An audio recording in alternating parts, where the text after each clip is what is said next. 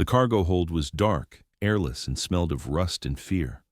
37 Italian women sat pressed against the cold metal walls of the Liberty ship, their hands trembling, their eyes hollow with exhaustion and dread.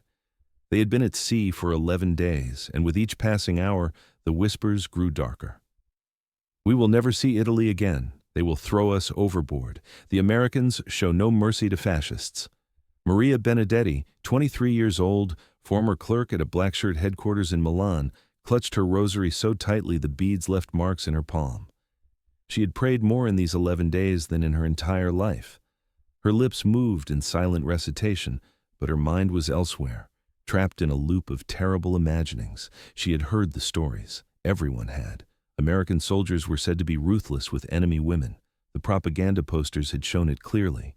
Savage men with twisted faces, dragging Italian mothers and daughters into darkness. She squeezed her eyes shut and tried not to think about what awaited on the other side of the Atlantic. Beside her sat Giulia Rossi, 31, a widow whose husband had died at El Alamein. She had worked in a uniform factory in Turin, sewing shirts for Mussolini's army until the factory was bombed and she was arrested for being in the wrong place at the wrong time. Giulia's face was stone, her jaw set. She had already decided she would not beg. If they were going to kill her, she would face it with whatever dignity remained. Better a quick bullet than the slow starvation that awaited back in Italy anyway. Across from them huddled Anna Conti, barely 19, whose only crime had been membership in the fascist youth organization and working as a radio operator. She had believed every word Mussolini had spoken. She had marched in parades, sung the anthems, and pinned photos of Il Duce on her bedroom wall. Now, in this freezing hold, she wondered if belief itself had been her greatest mistake. Her mother had begged her not to join, had warned her the war would end badly. Anna hadn't listened. And now she was crossing an ocean toward her execution. The ship rocked violently, and someone vomited in the corner. No one moved to help. They were all too far inside their own terror. The single light bulb that hung from a wire swayed with the motion, casting shadows that danced like ghosts across faces already pale as death.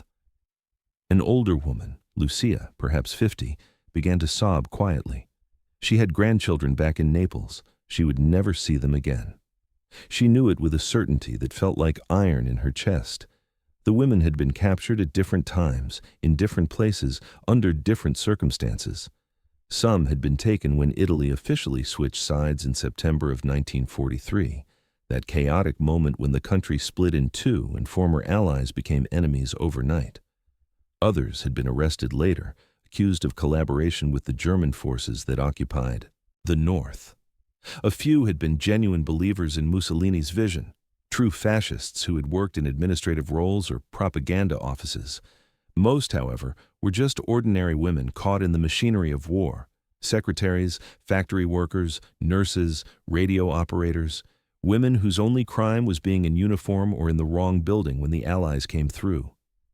The journey to this ship had been long and degrading. After capture, they had been held in transit camps in North Africa and then Britain, processed like cargo, stripped of identification, photographed, interrogated. The questions had been endless. What did you do for the fascist government? Did you know about the camps? Did you support the war? Some women had lied. Others had told the truth. It didn't seem to matter. They all ended up in the same place, classified as prisoners of war, loaded onto ships and sent across the Atlantic to a country most of them had only seen in movies.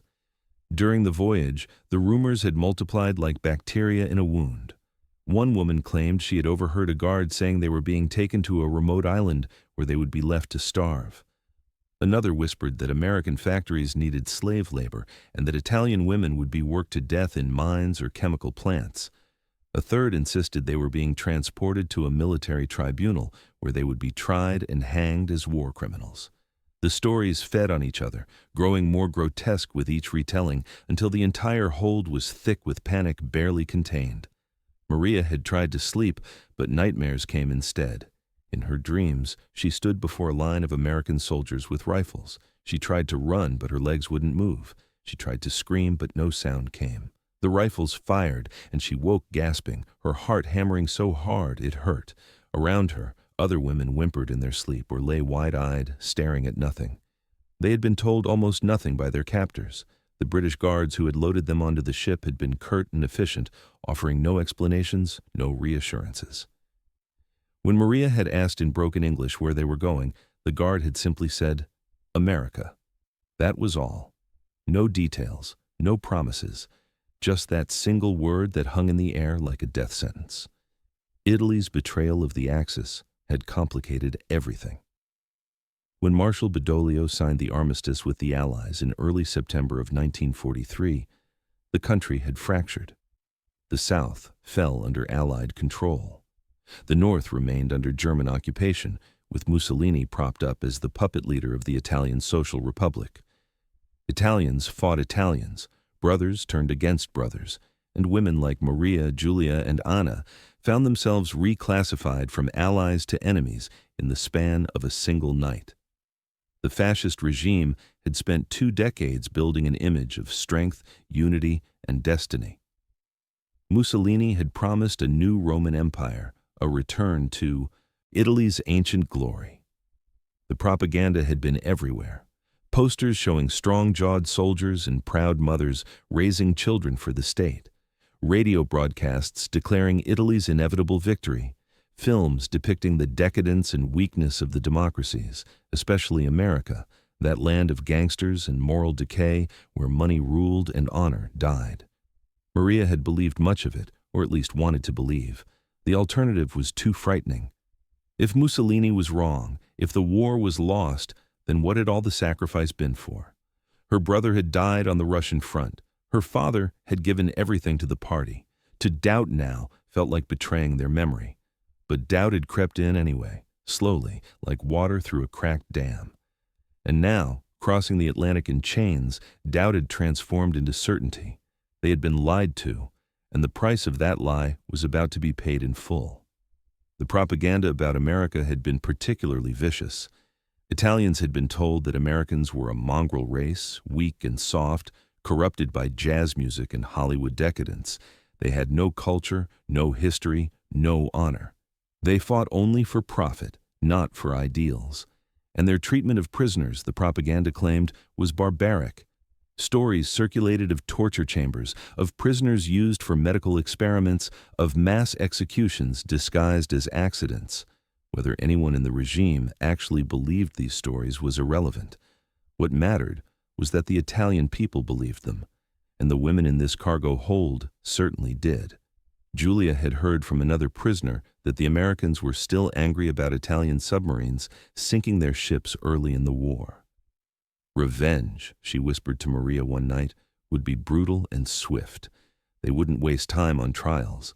Anna had heard that American women hated Italian women, saw them as complicit in the war, and had demanded harsh punishment. The stories contradicted each other, but fear doesn't require consistency. It only requires a crack to seep through, and there were cracks everywhere. On the 10th day at sea, a guard had come down into the hold and announced that they would arrive in America within 48 hours. He spoke in English, which most of them barely understood, but the translator, an Italian-American soldier who looked at them with a mixture of pity and contempt, repeated the message. The women had fallen silent. 48 hours, 2 more days until whatever awaited them began. Some prayed, others wept. A few sat in stunned silence, already half dead inside. Maria spent those final hours thinking about her mother. She wrote a letter in her mind, words she would never be able to send. "Mama, I am sorry. I'm sorry I believed. I'm sorry I didn't listen. I'm sorry I will never come home."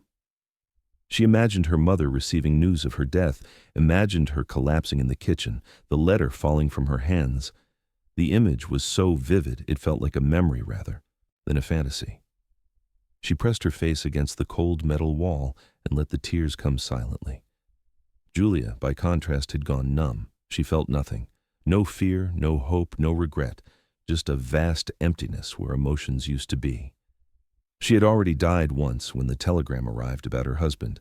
This would just be the second death, the physical one that matched the spiritual. She almost welcomed it. At least it would be over. No more uncertainty, no more waiting, just the final darkness, and then nothing. Anna was the only one who still clung to a thread of hope, thin as spider silk. Maybe, she thought, the stories were exaggerated. Maybe the Americans wouldn't be as cruel as the propaganda claimed. Maybe there would be some kind of process, some chance to explain that she had only been following orders, that she hadn't hurt anyone, that she was just a girl who had believed what she was told. But even as she tried to nurture this hope, another part of her mind crushed it. Don't be stupid. They won't care. You wore the uniform. You served the regime. That's all they'll see. The night before arrival, none of them slept. They sat in the darkness, listening to the engines, feeling the ship cut through the water, knowing that each moment brought them closer to the end. Some held hands, others prayed in whispers. Maria found herself humming a lullaby her mother used to sing, a soft melody that seemed absurd in this place, but was the only comfort she could find. Julia stared at the wall, her face blank. Anna rocked back and forth slightly, her arms wrapped around her knees, trying to make herself as small as possible. Dawn came slowly, gray light filtering through the single porthole high on the wall. The ship's engines changed pitch. They were slowing down. Land. America. The women looked at each other, and in their eyes was the same thought. This is it. This is the end. A guard appeared at the door, keys jangling. He barked something in English. The translator followed. On your feet. You're disembarking. Get your belongings. Stay in line. The women stood slowly, legs stiff from days of sitting, hands shaking as they gathered the pitiful bundles that contained everything they still owned, a change of clothes, a photograph, a letter, nothing more. They were herded up the narrow stairs, through the corridors of the ship, toward the deck. The air grew fresher, colder. Maria's heart pounded so hard she thought it might burst. Behind her, someone was praying in Latin. In front, someone else was crying. The line shuffled forward, step by step, toward whatever waited above, and then they were on deck, blinking in the sudden brightness, the wind sharp and cold against their faces. Before them stretched a harbor, massive and bustling with activity. Ships, cranes, warehouses, trucks moving like ants across vast docks. And beyond that, a city rising into the sky. Buildings taller than anything they had ever seen, a forest of steel and glass that seemed impossible, unreal. But they barely noticed the city. Their eyes were locked on the soldiers waiting at the bottom of the gangplank. American soldiers, uniforms crisp, faces unreadable, and in their hands, not rifles pointed at prisoners, but something else, something that made no sense. Canteens, cups, water. Maria's mind refused to process what she was seeing. This had to be a trick, a cruel joke before the execution. But as the women ahead of her stepped off the ship, she saw it happen. A soldier stepped forward, held out a cup, and said something in English. The woman hesitated, terrified, then took the cup with shaking hands and drank. The soldier nodded and gestured toward a table where more water waited, along with something else. Sandwiches, fruit, food. Maria's legs almost gave out. This wasn't how it was supposed to happen. This wasn't execution. This wasn't torture. This was something her mind had no framework to understand. She reached the bottom of the gangplank, and a young American soldier, maybe 25, with kind eyes and a tired smile, held out a canteen. "Ma'am," he said slowly, "you must be thirsty." "Please drink." The translator repeated it in Italian. She took the canteen with trembling hands, expecting it to be yanked away, expecting laughter, expecting the cruelty to reveal itself. But it didn't. The soldier just stood there, patient, waiting. She lifted the canteen to her lips and drank. The water was cold, clean, the best thing she had tasted in months. She drank until she choked, then drank more. When she handed it back, the soldier smiled. "Welcome to America," he said. "You're safe now." Safe. The word made no sense. None of this made sense. Behind her, Julia was crying, not from fear, but from confusion. Anna stood frozen, a sandwich in her hand, staring at it as if it were a bomb. Around them, American soldiers moved with calm efficiency, directing the women toward buses, offering blankets, speaking in low, reassuring tones. There were no rifles pointed at them, no shouts, no violence, just water, food, and kindness. Maria looked back at the ship, then at the soldiers, then at the city beyond. And for the first time in 11 days, a thought broke through the fear. We were wrong. About everything. We were wrong. The buses that carried them away from the docks were nothing like the trucks they had expected. These had cushioned seats, windows that opened, and heaters that worked. Maria sat pressed against the glass, watching America roll past, and felt as though she had stepped into one of those Hollywood films the fascist censors had tried so hard to keep out of Italy. Wide streets, cars everywhere, so many cars gleaming and new, buildings that stretched upward impossibly high, and people, thousands of people, walking with purpose, carrying packages, laughing, living as though there were no war at all. Julia sat beside her, equally transfixed. "Where are the ruins?" she whispered. "Where are the bombed buildings?" Maria had no answer. In Italy, entire cities had been reduced to rubble. In Naples, children picked through debris looking for anything to eat. In Milan, neighborhoods had simply ceased to exist, replaced by craters and twisted metal. But here, everything stood intact, pristine, untouched. The cognitive dissonance was so severe it made her head ache. The bus drove for nearly an hour, leaving the city behind and entering countryside that seemed to stretch forever. Farmland rolled past, vast and green even in late autumn, fields that made the small plots of Italy look like garden patches. Barns stood tall and red against the horizon. Cattle grazed in numbers that seemed impossible. Anna pressed her face to the window and counted. 20 cows, 30, 50. More than she had seen in her entire village combined. And this was just one farm, one among hundreds they passed. The camp, when they finally arrived, was not the hellish prison they had imagined. Yes, there was a fence, yes, there were guard towers, but the barracks were wooden, newly built with real roofs and windows. There was a mess hall that smelled of cooking food, a recreation yard with benches, a building marked medical center with a red cross painted on the side. It looked more like a military base than a death camp. They were led off the buses by a woman in uniform, an American officer who spoke Italian with a slight accent. "My name is Lieutenant Morrison," she said, her voice firm but not unkind. "You will be processed, given medical examinations, assigned quarters, and provided with clothing and toiletries. You will be treated in accordance with the Geneva Convention. You are prisoners of war, but you are also human beings, and you will be treated as such." The women exchanged glances. Geneva Convention.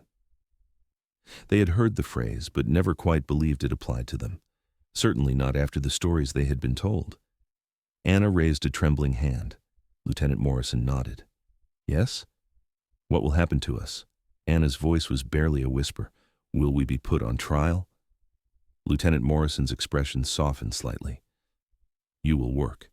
You will follow rules. If you cooperate, you will be treated fairly. No one here will harm you. You have my word." A word from an enemy officer should have meant nothing. But something in Morrison's eyes, a straightforwardness that felt foreign after years of fascist doublespeak, made Maria want to believe her. The women were led into the processing building in groups of 10. Inside, they were met not with interrogators or executioners, but with nurses, American nurses in crisp white uniforms who smiled and gestured toward examination rooms. Maria was directed to a small room where a nurse, perhaps 40 years old with kind eyes and graying hair, asked her to undress. Maria's hands shook as she complied, certain this was where the humiliation would begin. But the nurse simply conducted a medical examination, checked her teeth, her eyes, listened to her heart and lungs. She palpated Maria's abdomen gently, checked for injuries, asked through a translator if she had any pain, any illness, any complaints. When the examination was finished, the nurse handed Maria a bar of soap, a toothbrush, toothpaste, a comb, and 2 towels. "You'll shower next door," the translator explained. "Hot water. Take your time. Clean clothes will be waiting when you're done." Hot water. Maria almost laughed. In Italy, hot water had become a luxury reserved for the wealthy. Most people bathed in cold water if they bathed at all. She was led to a shower room where steam already filled the air. 6 shower heads lined the wall, all running with hot water. Maria stepped under one and felt the heat cascade over her, washing away 11 days of salt and sweat and fear. She scrubbed her hair 3 times, her skin until it was pink, and she stood there, until the nurse knocked gently on the door. "Miss, you'll turn into a prune if you stay much longer." The clean clothes waiting for her were not prison stripes, but simple, practical garments. A gray cotton dress, undergarments, thick socks, and sturdy shoes. Everything fit reasonably well. Everything was clean. Maria dressed slowly, her mind still struggling to reconcile expectation with reality. In the mirror, she barely recognized herself, clean, warm, dressed in clothes without holes or stains. She looked almost human again. The mess hall was the next shock. Long tables, benches, and a serving line where women in hairnets stood ready with ladles and trays. The smell alone nearly broke Maria. Bread baking, meat cooking, vegetables steaming. Her stomach clenched so hard it hurt. They were handed metal trays and directed to move through the line. The first server, an older black woman with a warm smile, spooned a pile of mashed potatoes onto Maria's tray. The next added sliced beef swimming in gravy, then green beans, then a roll with butter, then a cup of coffee, then a slice of apple pie. Maria stood holding the tray, staring at it, unable to move. This was more food than she had seen in a single meal in 2 years. Julia, behind her, started crying again. "This isn't real," she whispered. "This can't be real." But it was. They sat at a long table, 37 Italian women in clean clothes, staring at trays of food that seemed like hallucinations. No one ate at first. They just looked, unable to trust it. Lieutenant Morrison walked through the hall, stopped at their table, and sat down. "I know this is overwhelming," she said quietly. "But please, eat. You're malnourished. Many of you are underweight. This is a standard meal here. You'll have 3 like this every day, plus snacks if you need them. Eat slowly. Your stomachs need time to adjust." Anna picked up her fork with shaking hands and took a small bite of mashed potatoes. The taste exploded in her mouth, creamy and rich and salted perfectly. She took another bite, then another. Within minutes, all 37 women were eating, some slowly, some frantically, some with tears streaming down their faces. The meat was tender, the vegetables were cooked with butter, the bread was soft and warm. And the pie, that impossible slice of apple pie with its flaky crust and cinnamon-sweet filling, was something beyond comprehension. Julia ate until she thought she would burst, then kept eating. She couldn't stop. Her body, starved for so long, demanded everything on the tray be consumed immediately. A nurse moved through the hall, gently warning the women to slow down, to drink water, to give their stomachs time. Some didn't listen and paid for it later, vomiting from the sudden richness. But even that couldn't diminish the revelation. In America, even prisoners ate like royalty. Over the following days, the pattern continued. 3 meals daily, each one abundant. Breakfast brought eggs, bacon, toast, juice, and coffee. Lunch offered sandwiches, soup, fruit, and cookies. Dinner repeated the meat, potatoes, vegetables, and dessert formula. The women began to gain weight. Color returned to their faces. Energy, tentatively, began to return to their bodies. The camp itself revealed more contradictions. There were indeed guards, but they were not the brutal enforcers of propaganda. They were mostly young men, some drafted, some enlisted, doing a job they found tedious rather than thrilling. They checked fences, monitored movements, and enforced rules, but without cruelty. When Maria accidentally stepped too close to the fence one afternoon, a guard called out a warning but didn't raise his rifle. "Ma'am, please step back. That's the boundary." She jumped back, heart racing, expecting punishment, but the guard just nodded and returned to his patrol. The medical center became a place of wonder. Italian women who had suffered from untreated infections, dental problems, chronic pain, and malnutrition were seen by American doctors who actually seemed to care whether they lived or died. Maria watched as a dentist filled 3 cavities for Julia, using anesthetic to numb the pain, taking his time to do the work properly. In Italy, dentists were a luxury most couldn't afford. Here, dental care was provided free to prisoners. Anna's persistent cough, which she had suffered with for months, was diagnosed as a mild respiratory infection and treated with antibiotics. Within a week, the cough was gone. She could breathe deeply again without pain. The nurse who gave her the medication smiled and said, "You should have come sooner." Anna wanted to explain that in Italy there were no antibiotics to come for, that medicine had become almost impossible to find, but her English wasn't good enough yet. The barracks were another revelation. Each woman had her own bed, thin but real, with a mattress, sheets, a blanket, and a pillow. The rooms were heated. There were bathrooms with running water, toilets that flushed, and sinks with soap. There was electricity, lights that turned on with a switch. In the corner of each barracks was a small common area with a radio that played American music, a bulletin board with announcements, and shelves with books in Italian that the Red Cross had provided. At night, the women lay in their beds, warm and fed, and struggled to process what was happening. "This doesn't make sense," Julia said one evening, staring at the ceiling. "Why are they treating us so well?"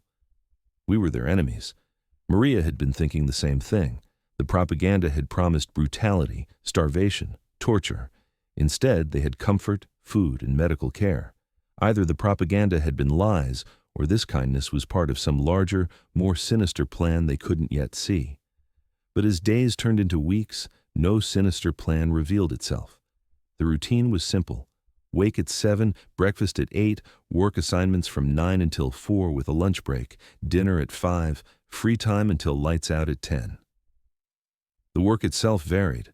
Some women were assigned to the camp laundry, washing and mending clothes. Others worked in the kitchens, helping prepare the enormous meals. A few with clerical skills were put to work in the administration building, filing papers and organizing records. The tasks were not backbreaking. They were supervised, but not brutalized. Lieutenant Morrison explained one afternoon during orientation that the United States held over 50,000 Italian prisoners of war across the country, scattered in camps from California to New York.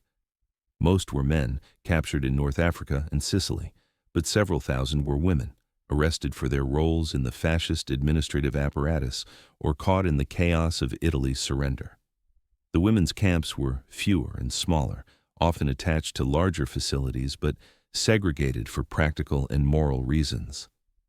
The camp where Maria, Julia, and Anna found themselves was in upstate New York, chosen for its proximity to garment factories and food processing plants that needed labor.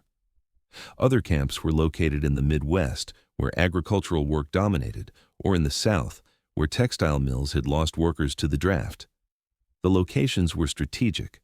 Place prisoners where their labor could be useful, where the climate was tolerable, and where escape was nearly impossible due to distance from borders or coasts. Maria learned that prisoners who worked were paid. Not much, 80 cents per day in camp script that could be used in the canteen, but it was something. In the canteen, they could buy cigarettes, candy, toiletries, and small luxuries like magazines or playing cards. The idea of being paid for work while a prisoner was absurd. Yet, here they were, standing in line at the canteen with their scrip, choosing between Hershey bars and Coca-Cola like customers rather than captives. The mathematics of American abundance became impossible to ignore. A guard mentioned casually one day that the United States was producing over 96,000 aircraft this year alone. 96,000. Italy's entire air force at its peak had numbered fewer than 4,000 planes. The numbers were so disparate they felt like fiction. But the evidence was everywhere. Trucks rolled through camp daily, delivering food in quantities that boggled the mind. Tons of potatoes, hundreds of pounds of meat, crates of oranges, apples, and vegetables. The waste alone would have fed a village in Italy for a week. Julia, who had worked in a factory before her arrest, understood industrial production. She calculated one evening, using a pencil and paper, trying to make sense of what she was seeing. If this camp feeds 300 women 3 meals a day, and there are dozens of camps and each camp is supplied like this, then America must be producing food on a scale Italy couldn't match even before the war.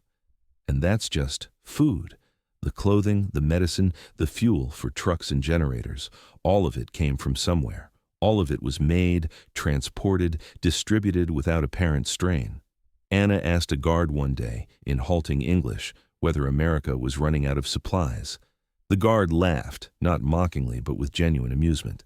"Lady, we're just getting started. This war's turned us into the biggest factory on earth. We've got so much stuff we're sending half of it to England and Russia." Anna nodded. understanding perhaps half of what he said, but catching the essential point. America had more than enough. The contrast with Italy was devastating. Maria received a letter from her mother, smuggled through Red Cross channels and heavily censored. The words were few, but the message was clear. Naples is starving. Your cousin died last month. No one knows from what. Maybe typhus, maybe hunger. We eat what we can find. Pray for us. Maria read the letter 3 times, then looked at her dinner tray. Chicken, rice, carrots, bread, cake. She couldn't eat. The guilt was too heavy. But guilt didn't change reality. America was winning not just militarily, but economically, industrially, and logistically. Every meal, every warm shower, every medical treatment hammered home the same lesson. This country had resources beyond imagination. It could feed its enemies while fighting wars on 2 fronts. It could clothe prisoners in clean garments while outfitting millions of soldiers. It could provide medicine to captives while supplying entire armies overseas.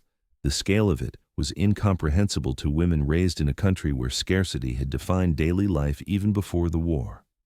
One afternoon, a film was shown in the recreation hall. A Hollywood movie, something light and frivolous with singing and dancing, and technicolor so bright it hurt to watch. The women sat in rows, stunned by the extravagance on screen. Elaborate sets, beautiful costumes, music that soared. This was what Americans watched for entertainment while their country fought the largest war in history. No propaganda, no calls to sacrifice. Just music and laughter and a happy ending. It felt obscene and magnificent at the same time. After the film, the women filed out in silence. Maria heard Julia mutter, "We never had a chance, did we?" Maria didn't answer because the answer was obvious. No.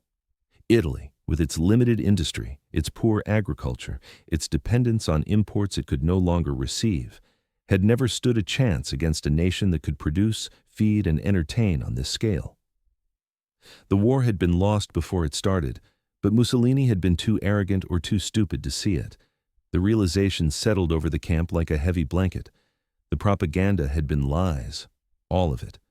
America was not weak. It was not decadent. It was not collapsing under the weight of its own corruption. It was strong in ways Italy had never understood. And that strength came not from brutality or ideology, but from sheer productive capacity married to a system that, whatever its flaws, could organize and deliver on a scale that fascism could only dream of. At night, lying in her warm bed with a full stomach, Maria thought about the soldier who had given her water on the docks. "Welcome to America. You're safe now." At the time, the words had made no sense, but now, weeks later, she was beginning to understand. Safety here didn't mean freedom. It meant something else. It meant being fed when you expected starvation. It meant being healed when you expected neglect. It meant being treated as human when you expected to be treated as vermin. That was the true shock of arrival. Not cruelty, but its absence. Not punishment, but mercy.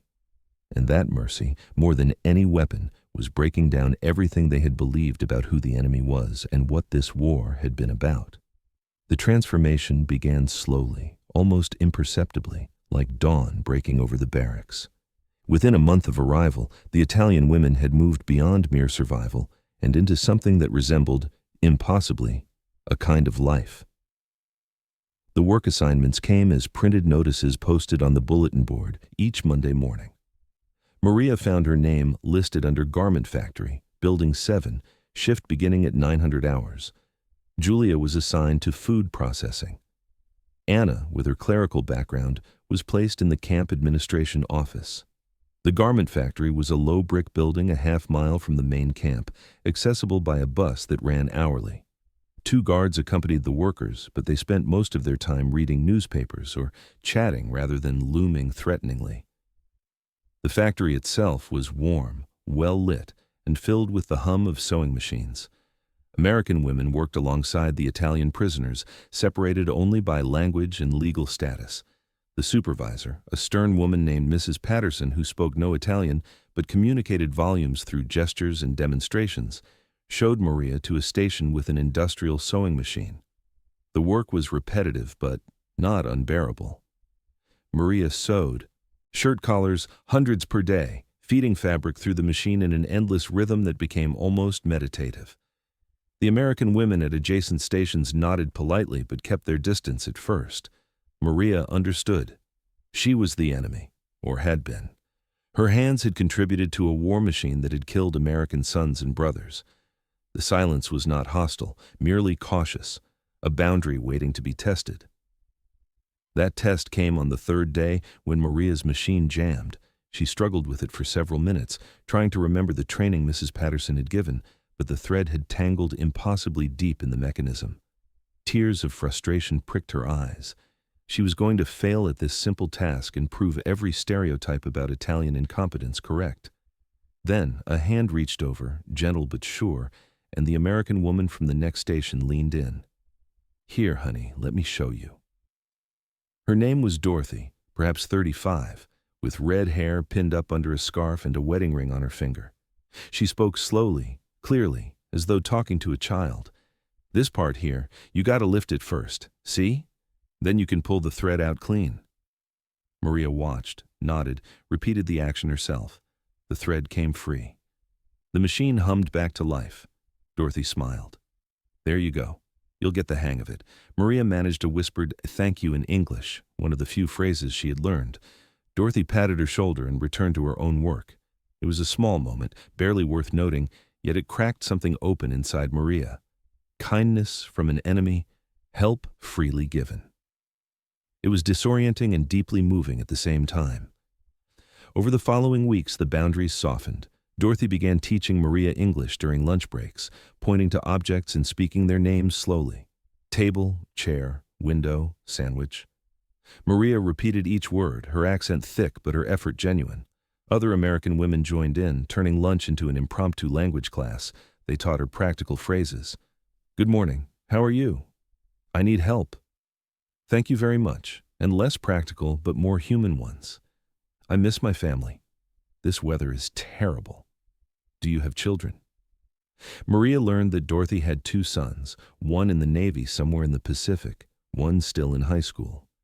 She learned that the woman across the aisle, Betty, had lost her husband at Anzio, a place Maria knew well because Italian and German forces had fought desperately to hold that beachhead. The coincidence hung in the air, painful and impossible to address. What could Maria say? "I'm sorry we killed your husband?" The words were inadequate, obscene even, so she said nothing, but she worked harder, as though perfect shirt collars could somehow balance the scales. Julia's experience in food processing was different but parallel. She worked in a massive facility where fruits and vegetables were washed, sorted, cut, and canned. The scale was industrial. Conveyor. Belts carried endless streams of tomatoes, beans, peaches. Women in hairnets and aprons stood at stations, performing specialized tasks with machine-like efficiency. Julia was assigned to quality control, pulling out damaged or spoiled produce before it reached the canning stage. The American women here were chattier, more willing to bridge the gap. Maybe it was the nature of the work, less solitary than sewing.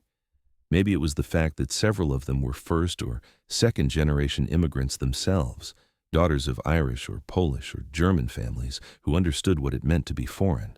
They taught Julia dirty jokes in English that she didn't fully understand but laughed at anyway. They shared snacks from their lunch pails. They complained about their supervisors, their husbands, their aching feet, and slowly Julia realized they were treating her not as a prisoner, but as a co-worker. One woman, Helen, had family in Sicily. She asked Julia, haltingly, if she knew the town of Palermo. Julia did. Her husband's brother had lived there before the invasion. Helen's eyes lit up. "My cousin's husband was there with the 7th Army. He said the Italians surrendered so fast they barely fired a shot. Is that true?" The question was curious, not accusatory. Julia considered lying, preserving some shred of national pride, but exhaustion and honesty won out. "Yes," she said quietly in broken English. Many did not want to fight. War was already lost. "We knew." Helen nodded slowly, processing this. Then she said something that stunned Julia. "I'm glad. Fewer boys died that way, fewer on both sides. It was a simple statement of pragmatic mercy, and it reframed everything.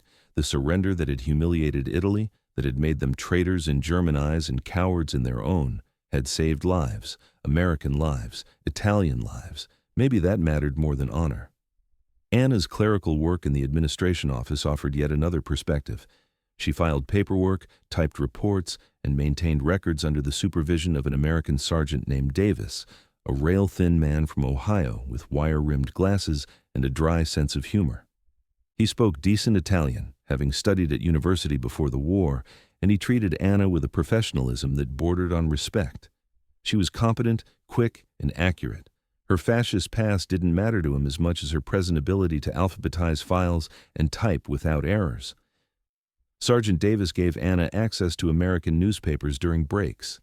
She devoured them, her English improving rapidly as she read about the war's progress. The headlines told of Allied advances, of Germany's retreat, of Italy's slow reconstruction under Allied control. But what fascinated her more were the other sections: advertisements for cars, refrigerators, washing machines, movie reviews, sports scores, comic strips, an entire society functioning normally while simultaneously waging total war. It seemed impossible, yet the evidence was irrefutable.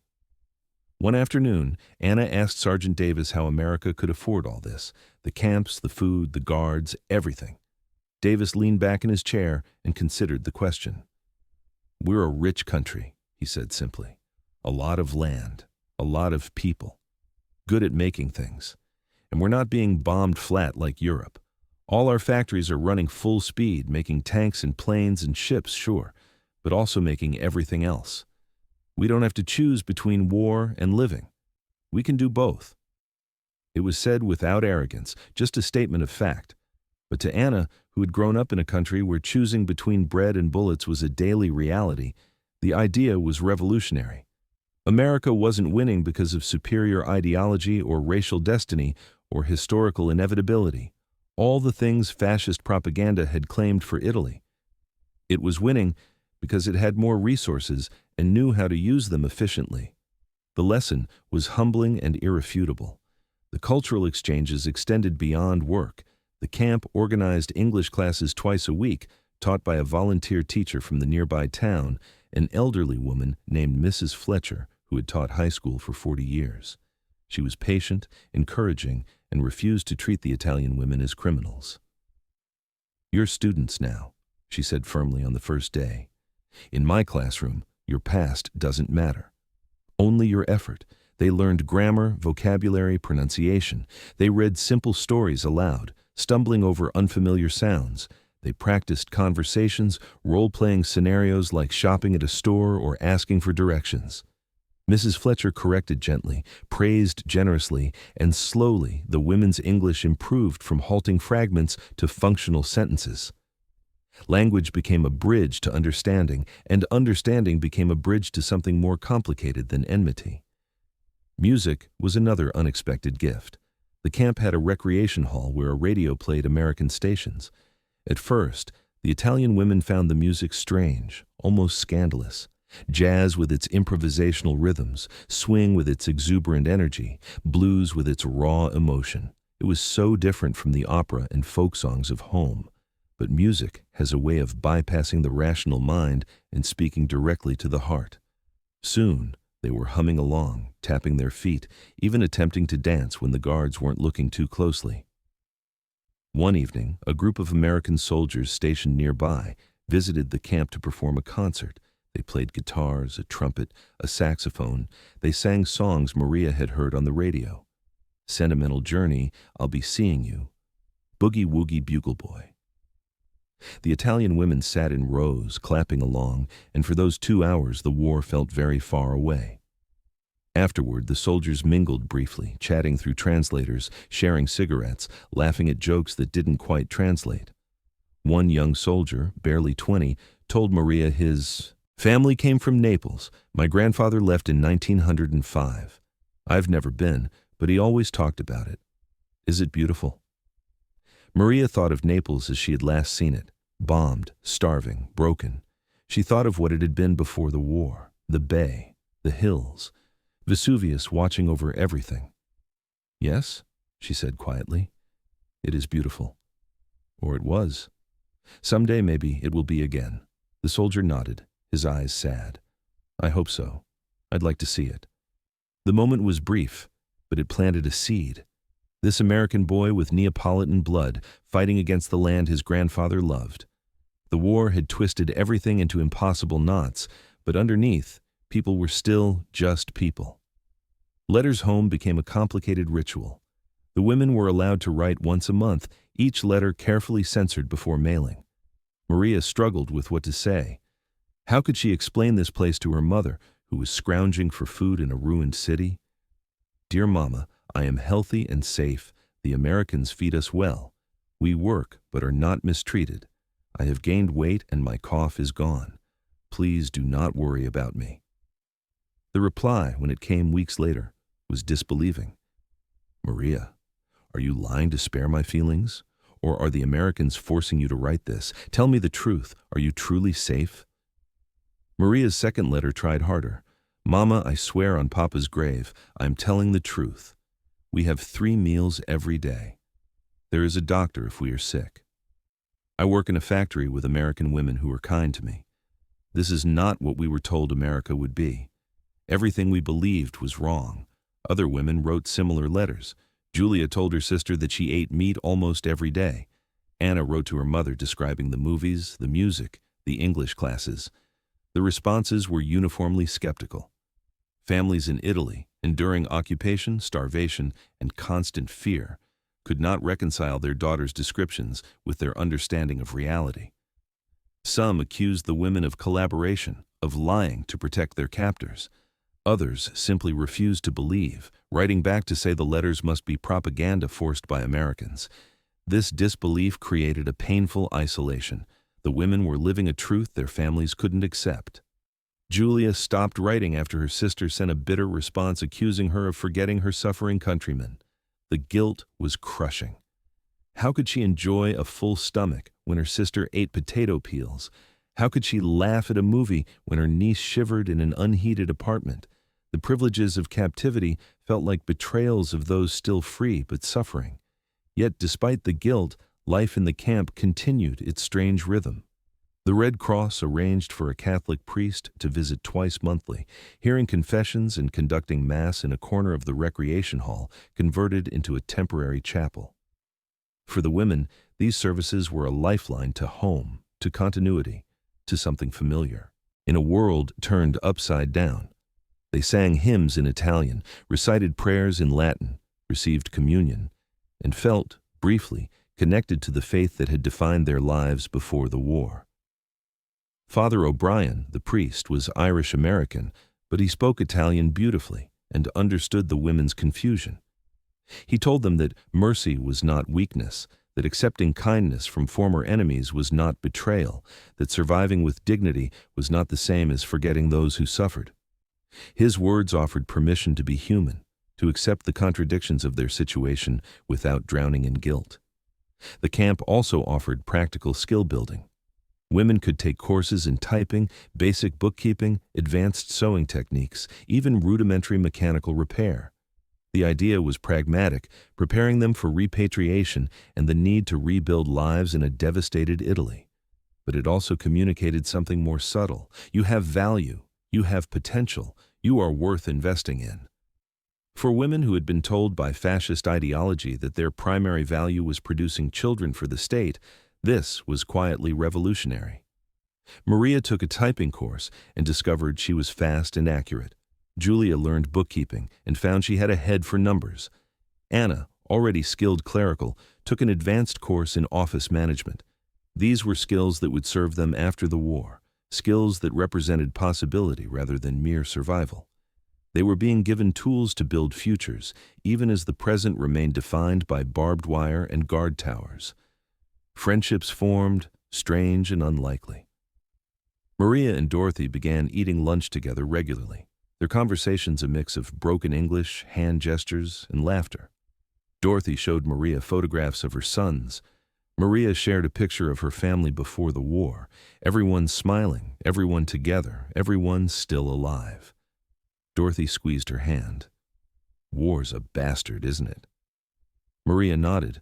The simplicity of the statement captured everything. By the camp's 6-month mark, something fundamental had shifted. The Italian women no longer flinched when guards approached. They no longer whispered fearfully about executions that never came. They worked, they learned, they ate, they slept. They began to think beyond the fence, to imagine what came next. Repatriation was inevitable, but now it felt less like liberation and more like exile. They would return to Italy, yes, but what would they be returning to? Ruins, hunger, the very things they had escaped. The contradiction gnawed at them. They were prisoners who lived better than free citizens. They were enemies treated more humanely than allies. They had crossed an ocean expecting death and found instead a confusing abundance that called into question everything they thought they knew about power, strength, and what it meant to be civilized. The transformation was not complete, would never be complete, but it was undeniable. They had arrived as fascist believers or victims of fascist circumstance. They were becoming something else, something without a clear name. Witnesses, perhaps. Witnesses to the fact that the world was not as simple as propaganda had promised, and that sometimes the most devastating defeats came not on battlefields, but in mess halls where even prisoners received dessert. The announcement came on a gray morning in late April of 1945. The war in Europe was ending. Germany was collapsing. Italy, already out of the fight for nearly 2 years, waited in ruins for whatever came next. In the camp recreation hall, Lieutenant Morrison stood before the assembled Italian women and delivered the news they had known was coming, but somehow still felt unprepared to hear. Ladies, repatriation will begin within the next 3 to 6 months. You will be returned to Italy as soon as transportation can be arranged. Please begin preparing yourselves for the journey home. Home, the word hung in the air like something fragile and possibly broken. Maria sat on a wooden bench, her hands folded in her lap, and tried to feel something about this news. Joy? Relief? Fear? What emerged instead was a complicated knot of emotions she couldn't name. She had been a prisoner here for nearly 18 months. 18 months of regular meals, clean clothes, work that gave her purpose, and small kindnesses that had slowly dismantled her understanding of who the enemy was. Now she was being told to return to a country she barely recognized, to a life that no longer existed. Around her, other women reacted in different ways. Some wept with happiness, desperate to see families they had been separated from for years.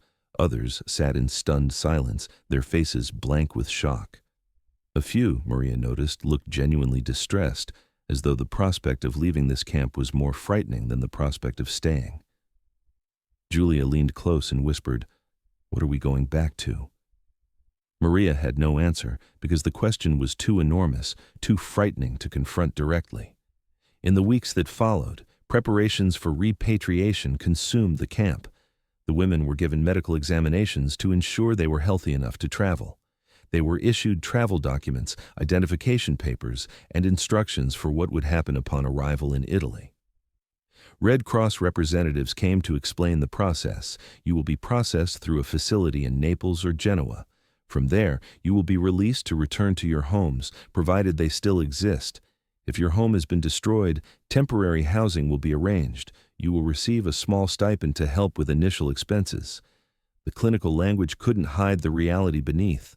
Italy was broken. Cities lay in rubble. Infrastructure was shattered. Millions were displaced, starving, traumatized.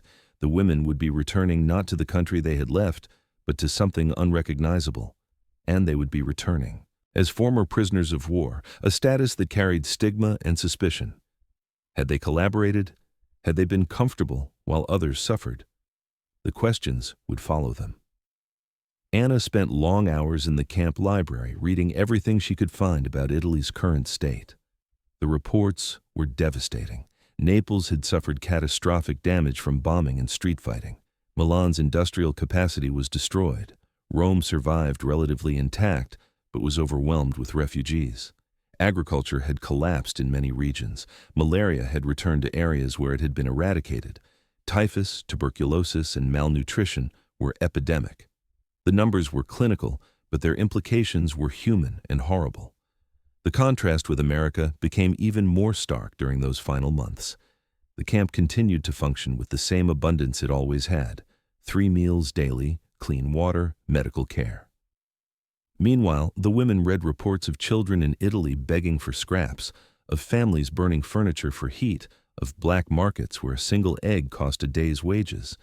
The guilt that had always lurked beneath the surface now rose up and threatened to choke them. They had survived, even thrived, while their countrymen had suffered. How could they ever explain this? How could they ever be forgiven? Dorothy found Maria crying in the factory bathroom one afternoon. "Honey, what's wrong?" she asked, her voice gentle. Maria struggled to find the English words, then gave up and spoke in Italian, knowing Dorothy wouldn't understand but needing to say it anyway. "I ate steak while my mother starved. I slept in a warm bed while my cousin died of cold. I am alive and healthy because I was captured. What kind of justice is that?" Dorothy understood none of the words but all of the emotion. She pulled Maria into a hug and held her while she sobbed. The farewells began weeks before departure. The American women in the factories and processing plants organized small goodbye parties. They brought homemade cookies, cigarettes, small gifts. Dorothy gave Maria a photograph of them together, taken by someone with a brownie camera during a lunch break. On the back, she had written in careful script, "To Maria, my friend. Good luck in Italia. Don't forget us." Maria held the photograph and promised she never would. Sergeant Davis gave Anna a dictionary, English to Italian, Italian to English, heavy and expensive. "Study hard," he said with a smile. "When you rebuild your country, you'll need to talk to us." Anna clutched the book to her chest, overwhelmed by the gift. "Why are you so kind?" she asked in halting English. "We were your enemies." Davis's smile faded into something more serious. "You were never my enemy. You were just on the wrong side. There's a difference." The day of departure finally came in early August, just days after news arrived that atomic bombs had been dropped on Japan and the war in the Pacific was ending. The world was exhaling, stepping back from the brink, trying to imagine peace. The Italian women gathered in the yard for the last time, their few possessions packed into small bags. They wore the same gray dresses they had been issued upon arrival, now worn but clean, along with coats provided for the journey. The buses that would take them to the port arrived at dawn. Lieutenant Morrison walked among the women, shaking hands, wishing them well. "You have conducted yourselves with dignity," she said to the group. "You worked hard. You followed rules. You showed us that even in wartime, people can be decent to each other. I hope you find your families well. I hope Italy recovers quickly, and I hope you remember that Americans are not monsters, whatever you were told before." Maria wanted to tell Lieutenant Morrison that she had learned far more than that. She had learned that power without cruelty was possible, that abundance shared was stronger than scarcity hoarded, that dignity given to enemies returned as respect. But her English wasn't good enough for such complicated thoughts, so she simply said, "Thank you. For everything, thank you." The journey back across the Atlantic was different from the journey over. The women traveled on a military transport ship, but this time they were passengers rather than cargo. They had cabins, not holds. They had meals in a dining hall, not scraps in the dark. They were going home, but home felt more foreign than the enemy country they were leaving behind. Italy, when they arrived, confirmed their worst fears. The port at Naples was a landscape of destruction. Buildings were gutted, docks were makeshift reconstructions. People moved through the streets like ghosts, thin, ragged, hollow-eyed. American soldiers were everywhere, part of the occupation and reconstruction effort, but even their presence couldn't mask the devastation. This was what defeat looked like. This was what they had been spared by being captured. The processing facility was chaotic but efficient. The women were documented, questioned briefly, then released. No charges, no trials, just stamped papers and directions to refugee services if needed. Maria stood outside the facility, her small bag in hand, and tried to decide where to go. Her mother's apartment had been in a neighborhood that, according to a Red Cross worker, no longer existed. Bombed flat. Her mother had been relocated to a displaced persons camp outside the city. The address was written on a slip of paper Maria clutched tightly. The camp was a sprawl of tents and temporary structures housing thousands. Maria found her mother in a tent she shared with 8 other families, separated only by hanging sheets. The reunion was overwhelming. Her mother, thinner than Maria remembered, grayer, older by more than the months that had passed, wept and held her daughter as though afraid she might disappear. "You're alive. You're alive. Thank God. Thank God." But even in that moment of reunion, Maria felt the gap between them. Her mother asked what captivity had been like, expecting stories of suffering. Maria tried to explain, tried to describe the food, the work, the kindness, but she could see disbelief and something darker, resentment perhaps, growing in her mother's eyes. "You ate steak? You had hot water? While we starved?" The accusation wasn't spoken, but it was there, hovering between them like smoke. Other returning prisoners faced similar receptions. Julia's sister refused to speak to her for weeks, furious that Julia had gained weight while the family had wasted away. Anna's mother accused her of collaboration, of betraying Italy for American comfort. The stigma was real and painful.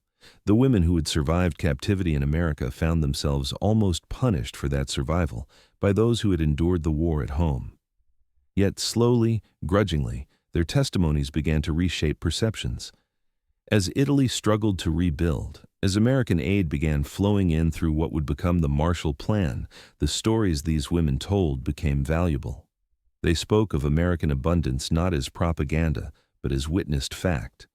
They described factories that ran efficiently, food supplies that never ran short, a system that could wage war and maintain prosperity simultaneously. For Italian leaders trying to decide whether to align with America or maintain neutrality between East and West, these testimonies mattered. Maria found work as a translator, her English skills suddenly valuable in an Italy flooded with American soldiers, aid workers, and businessmen. She worked for the occupation government, helping facilitate communication between Americans and Italians. The irony wasn't lost on her. She had served the fascist regime and then American captors, and now she served American occupiers. But really, she was serving Italy's reconstruction. The lines between enemy and ally, captor and liberator, had blurred beyond recognition. Julia opened a small restaurant in Turin, using money borrowed from a relief organization. She served American-style food, burgers and fries and Coca-Cola, alongside traditional Italian dishes. The restaurant became popular with both American soldiers nostalgic for home and Italians curious about America. She named it Il Ponte, the bridge, because that's what she wanted it to be, a connection between two worlds.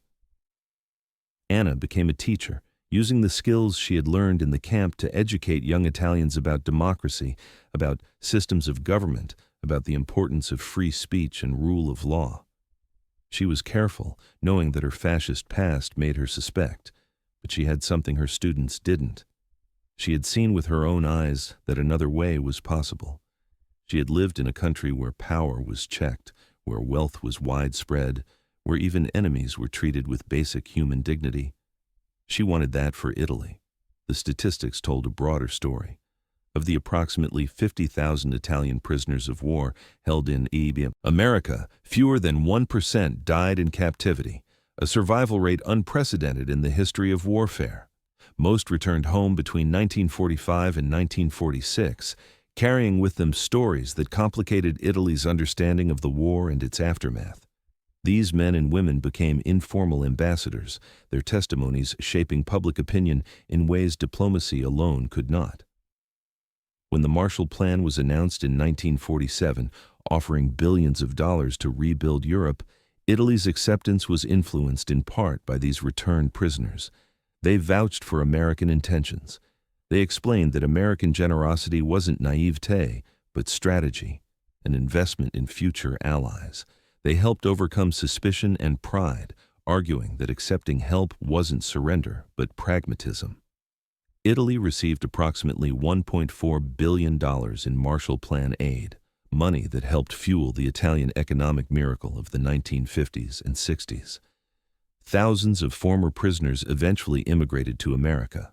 Some returned within a few years of repatriation, using connections they had made during captivity. Others waited decades before making the journey as free citizens. Maria immigrated in 1952, sponsored by Dorothy, who had stayed in touch through letters. She settled near Dorothy's family, found work in a garment factory, the same type of work she had done as a prisoner, but now for real wages, and eventually became an American citizen.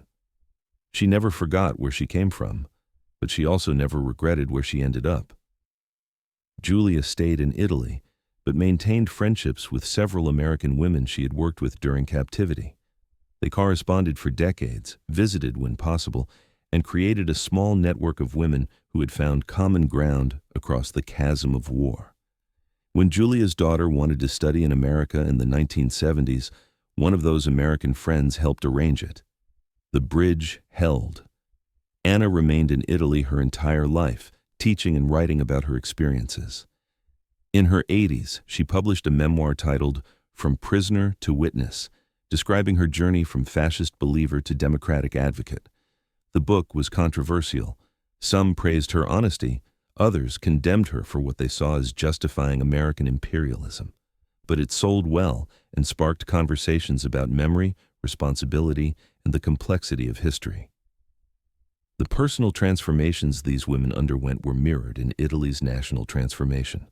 The country that had embraced fascism, that had dreamed of empire, that had marched into disastrous wars, became a stable democracy and American ally. Economic partnerships replaced military confrontations. Cultural exchange replaced propaganda.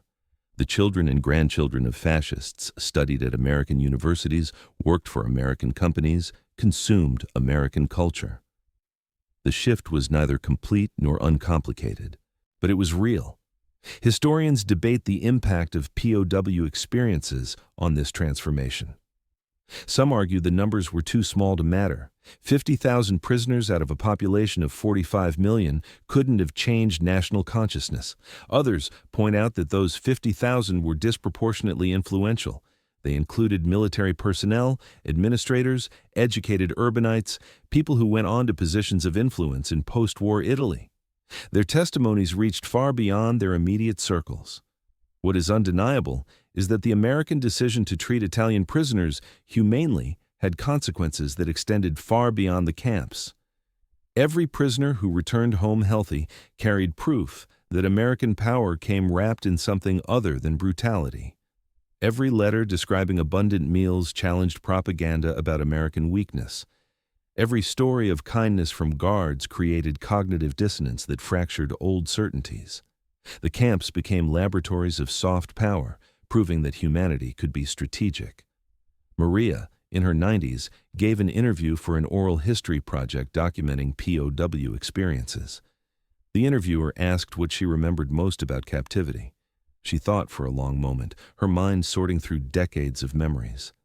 Then she said, "The water. That first cup of water on the dock. I was certain they would shoot us, but instead they gave us water. Everything that came after, the food, the work, the kindness, all of it grew from that moment. They could have been cruel. They chose not to be. That choice changed my life. It might have changed history, at least a little. Isn't that strange? How much can hang on a single cup of water?" The interviewer asked if she had forgiven America for being the enemy. Maria smiled, a small, sad smile that carried the weight of decades. "They were never the enemy," she said quietly. "We were told they were, but we were lied to about so many things. The real enemy was ignorance, fear, the belief that some people matter and others don't. The Americans, with their abundance and their strange democratic chaos, showed us a different way. Not a perfect way, but different. Better in some ways that mattered. We learned that power doesn't have to destroy to prove itself. We learned that treating enemies as human doesn't make you weak. We learned that kindness, even strategic kindness, has consequences. Those lessons saved Italy, I think. At least they saved some of us. The final word belongs not to statistics or policy analysis, but to the lived experience of transformation. The Italian women who crossed an ocean expecting death and found life instead became living arguments for a different kind of victory. Not the victory of conquest, but the victory of conversion. Not forcing submission, but inspiring change. They returned to Italy carrying something more valuable than propaganda. They carried testimony. Testimony that abundance existed. that systems other than fascism could work, that former enemies could become friends, that dignity survived even behind barbed wire if those holding the keys chose mercy over cruelty. In the great accounting of World War II, these women are footnotes, a few thousand lives among millions lost and forever altered. But footnotes sometimes contain truths the main text obscures. In this case, the truth was simple and revolutionary. Humanity in captivity achieved what warfare could not. It turned enemies into witnesses, witnesses into advocates, and advocates into bridges between nations that had tried to destroy each other. The women who thought they would be killed when American soldiers offered water lived to tell a different story. That story, passed down through families and recorded in memoirs and preserved in oral histories, became part of the foundation on which Italian democracy was rebuilt. Not the only part, not even the most important part, but a part nonetheless. And sometimes in the architecture of peace, even small stones bear enormous weight.